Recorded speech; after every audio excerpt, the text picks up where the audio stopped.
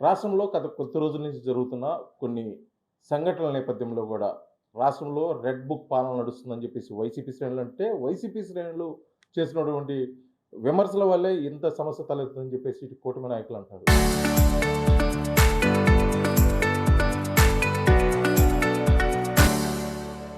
ఇప్పటి వరకు స్తబ్దతగా ఉన్న జనసేన నాయకులు మటికి గత 2 రోజుల నుంచి కూడా వారు స్వరాన్నయితే వినిపిస్తున్నారు.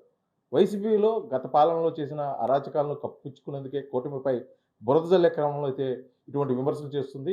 ప్రధాన కారణంగా మాజీ మంత్రులు, ప్రస్తుతం ఉన్న శాసనసభ్యులు కూడా నోరు పారేసుకుంటున్నారు. వారైతే నోరు అదుపులో పెట్టుకోకపోతే లేకపోతే మటికి తగిన సమాధానం చెప్తామని చెప్పేసి ఘాటుగా కూడా విమర్శిస్తున్న పరిస్థితి నేపథ్యంలో కూడా మనతో పాటు ఆ విషయం మీద మాట్లాడేదాని కోసం ఉన్నారు. ఉమ్మడి ప్రకాశం జిల్లా జనసేన జిల్లా ఇన్ఛార్జ్, అదేవిధంగా ఉడా చైర్మన్ అయినటువంటి రియాజ్ వారేమనుకుంటున్నారు వారి మాటలు తెలుసుకున్నాం. సార్ చెప్పండి, గత 2 రోజుల నుంచి కూడా రాష్ట్రం మొత్తం కూడా అరెస్టులు, కేసులు, విమర్శలు, ప్రతి విమర్శల మీద నడుస్తున్న పరిస్థితుల్లో ప్రశాంతంగా స్తబ్దతగా ఉన్న ఒక జనసేన పార్టీ మట్టికి గత 2 రోజుల నుంచి కూడా స్వరాన్ని వినిపిస్తుంది. ముఖ్యంగా వైసీపీ నేతల మీదగా విరుచుకుపడుతున్న పరిస్థితి. అసలు ఓవరాల్‌గా ఈ పరిస్థితి మొత్తాన్ని ఏ విధంగా చూడొచ్చంటారు? అంటే రాష్ట్రంలో ఇప్పుడు జరుగుతున్నటువంటి పరిణామాలు మెయిను తిరుపతి లడ్డు కల్తీ వ్యవహారం మీద జరుగుతుంది. ఈ కల్తీ వ్యవహారం మొత్తం కూడా బయటికి పవన్ కళ్యాణ్ గారి దృష్టికి తీసుకొచ్చారు. ఎందుకంటే అక్కడ ఉన్నటువంటి భక్తులు కానివ్వండి, లేకపోతే పవన్ కళ్యాణ్ గారు వెళ్ళినప్పుడు అక్కడ పూజారులుగా చేస్తున్నటువంటి వ్యక్తులు కానీ, ఆయనకి సమస్యలు చెప్పినప్పుడు ఆయన ఆ సమస్యని బయటికి చెప్పగలిగారు. చెప్పిన తర్వాత సిబిఐ ఎంక్వైరీ జరిగింది. ఎంక్వైరీలో కూడా సిట్ ఎంక్వైరీలో కూడా కల్తీ జరగలేదని ఎక్కడా చెప్పాల. అసలు నెయ్యే వాడలేదు అన్నారు.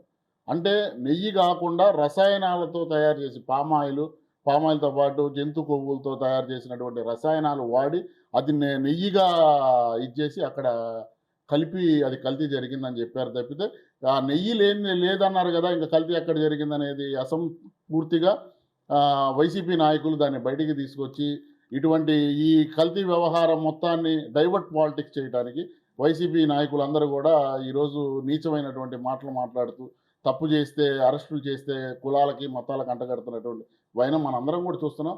ఈ రాజకీయాల్లో కులాలు, మతాలు తీసుకొని రావడం అనేది సరైన పద్ధతి కాదు కాబట్టే మేము బయటకొచ్చి మాట్లాడాల్సి వస్తుంది.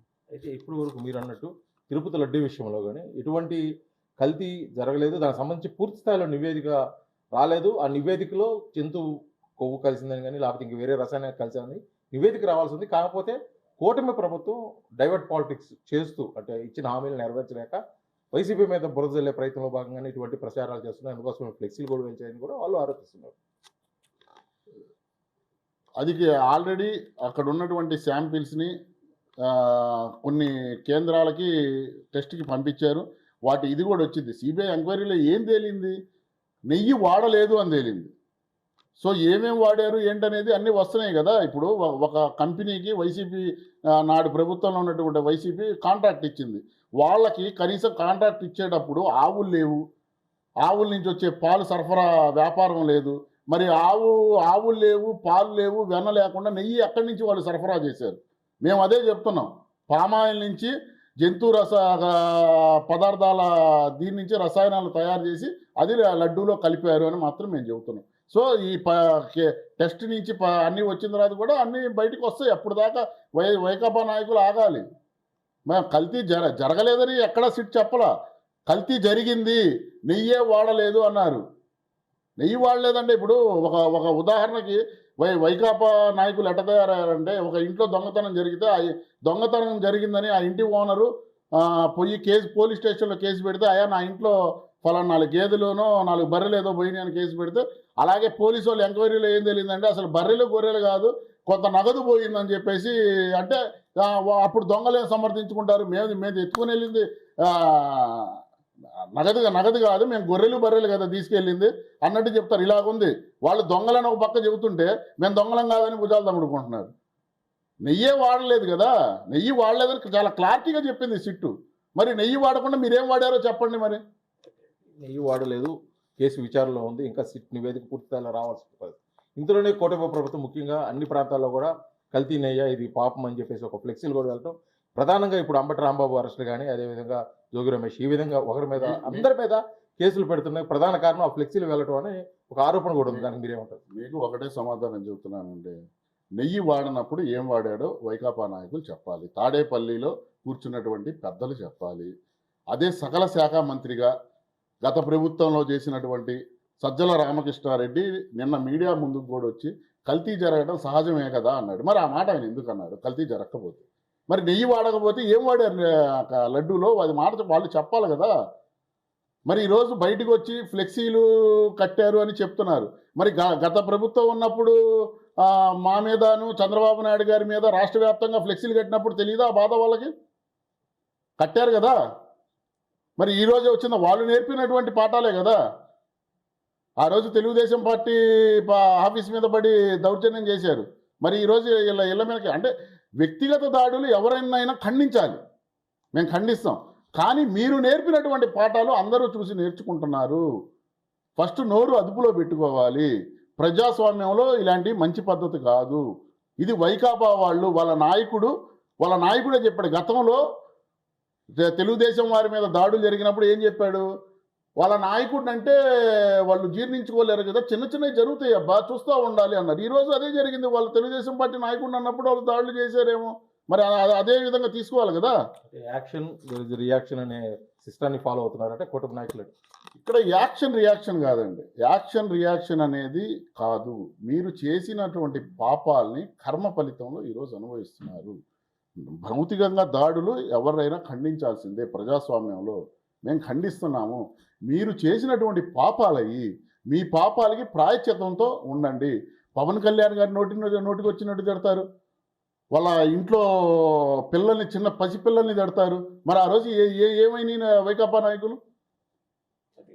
పార్టీ ఆవిర్భావం నుంచి కూడా పార్టీ అయితే అగ్రెసివ్గా ఉంటుంది. పార్టీ అయితే పార్టీ నాయకులు కానీ, జన సైనికులు కానీ, వీర మహిళలు కానీ శాంతంగా ఉండాలని చెప్పేసి పవన్ కళ్యాణ్ గత 2 రోజుల నుంచి, ముఖ్యంగా మీరు కూడా ప్రకాశం జిల్లా ఎర్రగొండపాలెం, ఉమ్మడి ప్రకాశం జిల్లా ఎర్రగొండపాలెం నియోజకవర్గ శాసనసభ్యులు తాటిపత్రి చంద్రశేఖర్ కూడా నేరుగా విమర్శించారు. వాళ్ళు చేస్తున్నటువంటి ఒక పత్రికని, అంటే వాళ్ళకి సంబంధించిన పత్రికను కూడా, ఒక మీడియాను కూడా మీరు నోటికి వచ్చినట్టు మాట్లాడిన పరిస్థితి. అంటే ఎందువల్ల ఇలాంటి ప్రకటనలు మీరు చేయాల్సి వస్తుంది? ఎందుకని ఇంత అగ్రెసివ్గా మీరు రియాక్ట్ అవుతున్నారు? అంటే ఒకటండి, మేము చాలా సహనంతో, మా నాయకుడు మాకు ఒకటే నేర్పించాడు, క్రమశిక్షణతో సహనంతో ఉండాలి, మనం ప్రజలకు మంచి చేయాలి, ప్రజాస్వామ్యంలో మనం ఉండాము అనేది మాకు నేర్పినటువంటి మా అధ్యక్షుడు పవన్ కళ్యాణ్ గారు. కానీ మా సహనాన్ని వాళ్ళు చేతగానితనంగా ఒక సాక్షి మీడియాలో కూర్చొని వాళ్ళు మాట్లాడటం అనేది కరెక్ట్ కాదు. మా పార్టీ మీటింగు జరిగింది మొన్న జరిగినప్పుడు మా అధ్యక్షులు వారు మా అందరికీ కూడా, మా నాయకులందరికీ కూడా దిశానిర్దేశం ఇచ్చి మార్చి 14వ తేదీ జరగబోయే ఆవిర్భావ దినోత్సవం గురించి, అలాగే రేపు జరగబోయే మా క్రియాశీల సభ్యత్వాల గురించి అన్నీ కూడా దిశానిర్దేశం చేసి ఆయన వేరే కార్యక్రమంలో వెళుతూ మా పిఏసీ చైర్మన్ అయినటువంటి గౌరవ మంత్రివర్యులు నాదెండ్ర మనోహర్ గారికి అప్పచెప్పి, మీరు మన అందరి నాయకుల అభిప్రాయాలు మీరు తీసుకొని నాతో మాట్లాడండి, నేను ఫలానా కార్యక్రమం నేను వెళ్తున్నానని చెప్పి వెళ్ళటం జరిగింది. దానికి ఈ వైకాపా ఎమ్మెల్యే ఆయన అలిగెళ్ళి, అసలు మా పార్టీలో ఏం జరిగిందో, మా పార్టీ ఏం చెయ్యాలో కూడా అతను ఎవడండి డిసైడ్ చేయడానికి? ఎవడతను? ఇలా మాట్లాడబట్టే కదా ప్రజలు 151 సీట్లు ఉన్న వాటిని 5 ఎగరగొట్టి 11 ఇచ్చారు. ఇప్పుడు 1 ఎగరగొట్టి 1 ఇవ్వబోతున్నారు రేపు 29. ఎందుకు మీరు నోరు అదుపులో పెట్టుకోమంటున్నాం? మీరు ఎట్ట మాట్లాడితే అదే ఫోర్స్లో మేము మాట్లాడగలం, మాకు చేతవు. కాబట్టి నోరు అదుపులో పెట్టుకొని మాట్లాడితే అందరికీ మంచిది. ఇప్పుడు రాష్ట్రంలో జరుగుతున్న ఈ గందరగోళ వాతావరణం పూర్తిగా ఫుల్ స్టాప్ పడాలంటే ఏం జరిగితే బాగుంటుందని చెప్పేసి ఒక జనసేన నాయకులుగా మీరు ఏమనుకోకపోతే? వైకాపా నాయకులు నోరు అదుపులో పెట్టుకొని పద్ధతిగా ఉంటే మంచిది. ఇది మొత్తానికి రాష్ట్రంలో జరుగుతున్న పరిణామాలు, గత పాలకులు నేర్పేటటువంటి పాఠాలే అవే ఇప్పుడు కొనసాగుతున్నాయి. దానికి బాధపడాల్సిన అవసరం లేదు. కానీ ఒక్కసారి ఆలోచించి నోరైతే అదుపులో పెట్టుకుంటే ఈ సమస్యకి పూర్తి స్థాయిలో పరిష్కారం దొరుకుతుంది. మేము ప్రత్యర్థులుగా ఉన్నవారు ఎవరైతే వైసీపీ నాయకులు ఎలా స్పందిస్తారో మేము అంతకంటే ఎక్కువగా స్పందించే అవకాశం మాకు ఉంది, కాబట్టి మేము ఖచ్చితంగా స్పందిస్తామని చెప్పేసి కూడా ఒక పరోక్ష హెచ్చరిక అయితే జారీ చేస్తున్న పరిస్థితి అయితే ఒంగోలు నుంచి కనిపిస్తుంది. వీడియో జర్నలిస్ట్ లక్ష్మణ్తో శ్రీనివాస్, RTV, ఒంగోలు, ప్రకాశం జిల్లా. చరిత్ర సృష్టించినోడు ఇప్పుడు ఆ చరిత్రని తిరగరాయబోతున్నాడు. అబద్ధాల గోడల్ని బద్దలు కొట్టి నిజాలను రాగా మీ ముందుంచబోతున్నాడు. నిజమైన వార్తల కోసం వెంటనే డౌన్లోడ్ చేసుకోండి రా యాప్ని.